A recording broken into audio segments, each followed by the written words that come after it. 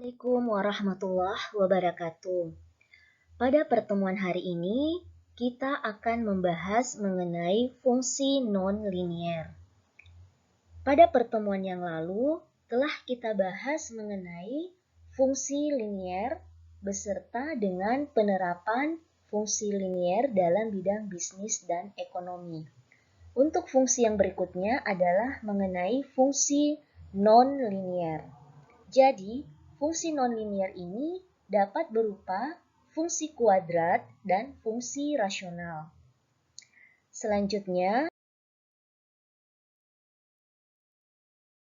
kuadrat, ya, cakupan materinya adalah kita ingin mengidentifikasi persamaan kuadrat, kemudian kita akan membahas mengenai lingkaran, elips, hiperbola, dan parabola yang merupakan bagian dari fungsi rasional.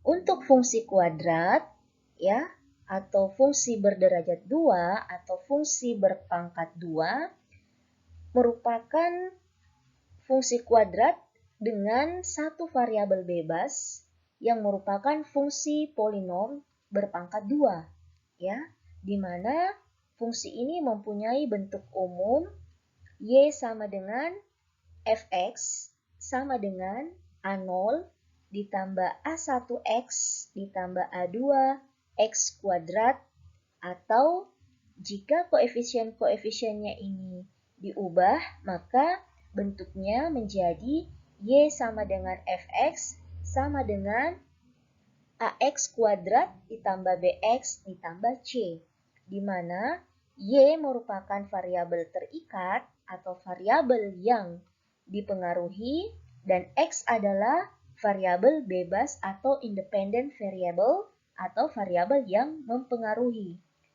Kemudian nilai A, B, dan C adalah sebuah konstanta di mana A-nya tidak sama dengan 0. Nah, selanjutnya untuk istilah polinom atau suku banyak pada variabel x ini dilambangkan dengan px yang mengandung suku-suku kx berpangkat n, di mana k adalah sebuah konstanta atau nilai yang bersifat tetap dan n merupakan bilangan bulat. Untuk bentuk polinom, ya, secara umum pada polinom berderajat n adalah px sama dengan A0 ditambah A1x ditambah A2x kuadrat ditambah A3x berpangkat 3 sampai ANx berpangkat n.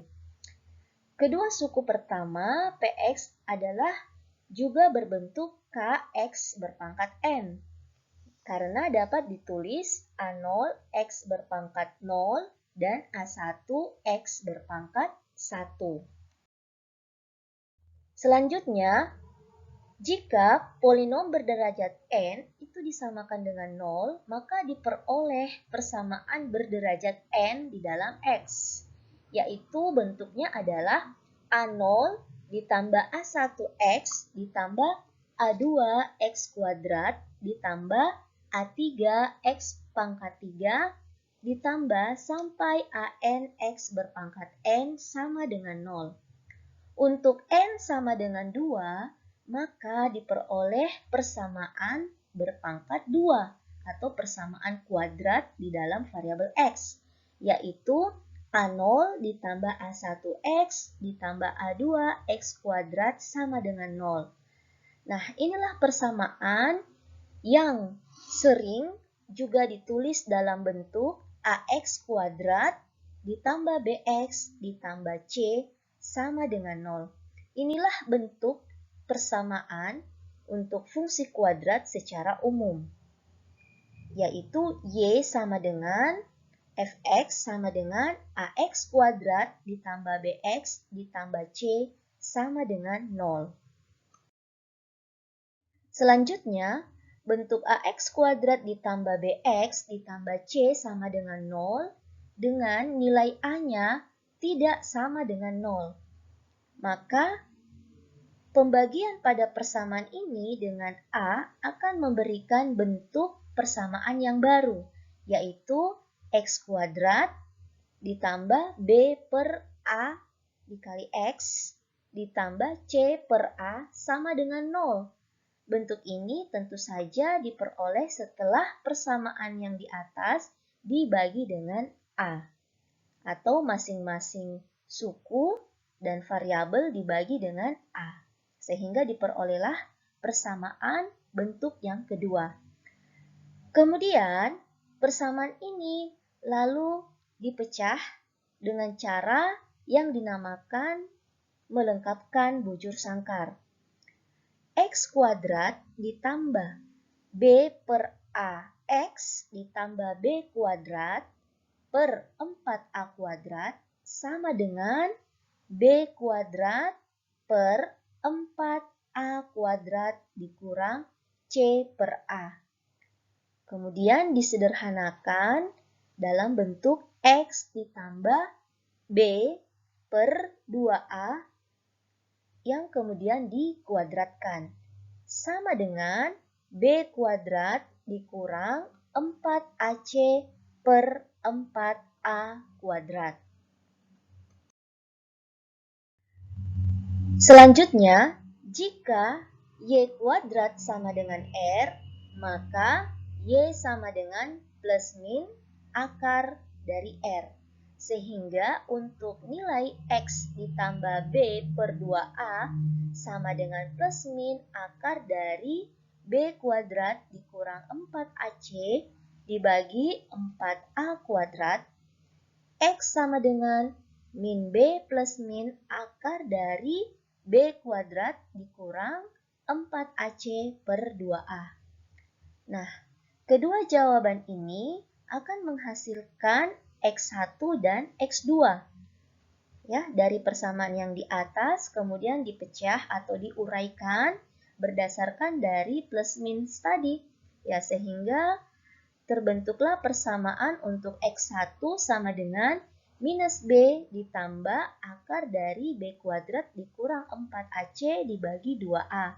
Untuk X2-nya adalah minus B dikurang akar B kuadrat dikurang 4AC dibagi 2A. Inilah yang kemudian dikenal dengan istilah akar-akar persamaan kuadrat. Adapun jumlah dan hasil kali dari akar-akar persamaan kuadrat yaitu X1 ditambah X2 sama dengan minus B per A. Dan untuk perkalian X1 dikali X2 sama dengan C per A. Selanjutnya, untuk istilah polinom atau suku banyak pada variabel X dan Y yang dilambangkan dengan PXY adalah sebuah istilah yang mengandung suku KX berpangkat R, Y berpangkat S, di mana K adalah sebuah konstanta, sementara untuk R dan S-nya adalah bilangan bulat. Untuk nilai tertinggi pada R ditambah S, suatu suku PXY dinamakan derajat polinom tersebut. Jika PXY berderajat N sama dengan 0, maka AX ditambah BY ditambah C sama dengan 0. Grafiknya ini berupa garis lurus. Adapun bentuk umum, persamaan berpangkat 2 atau berderajat 2 atau kuadrat X dan Y, yaitu AX kuadrat ditambah BXY ditambah CY kuadrat ditambah DX ditambah EY ditambah F sama dengan 0. Grafik persamaan ini adalah sebuah potongan kerucut, yaitu lingkaran, elips, parabola, dan hiperbola. Selanjutnya, pada slide berikutnya adalah gambar dari potongan kerucut. Dari potongan kerucut ini kita bisa mendapatkan suatu bentuk lingkaran, ya, kemudian bentuk elips, bentuk parabola, dan bentuk hiperbola. Selanjutnya, kita akan mengidentifikasi sebuah persamaan kuadrat dari fungsi kuadrat.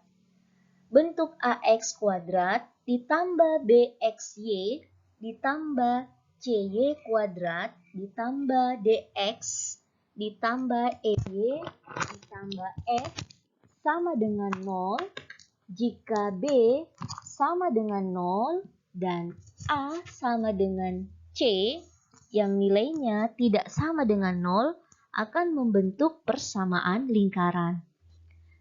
Jika B kuadrat dikurang 4AC lebih kecil dari 0, maka akan terbentuk persamaan elips. Selanjutnya, jika B kuadrat dikurang 4AC lebih besar dari 0, maka akan membentuk persamaan hiperbola. Untuk B kuadrat dikurang 4AC sama dengan 0, maka akan terbentuk persamaan parabola. Nah, selanjutnya, jika bentuk AX kuadrat ditambah CY kuadrat ditambah DX ditambah EY ditambah F sama dengan 0. Nah, jika A sama dengan C itu nilainya tidak sama dengan 0, maka akan terbentuk persamaan lingkaran. Jika A tidak sama dengan C dan tandanya sama, maka akan terbentuk persamaan elips. Jika A dan C berlawanan tanda, maka akan terbentuk persamaan hiperbola. Jika A sama dengan 0 atau C sama dengan 0, tapi tidak keduanya, maka akan terbentuk persamaan parabola.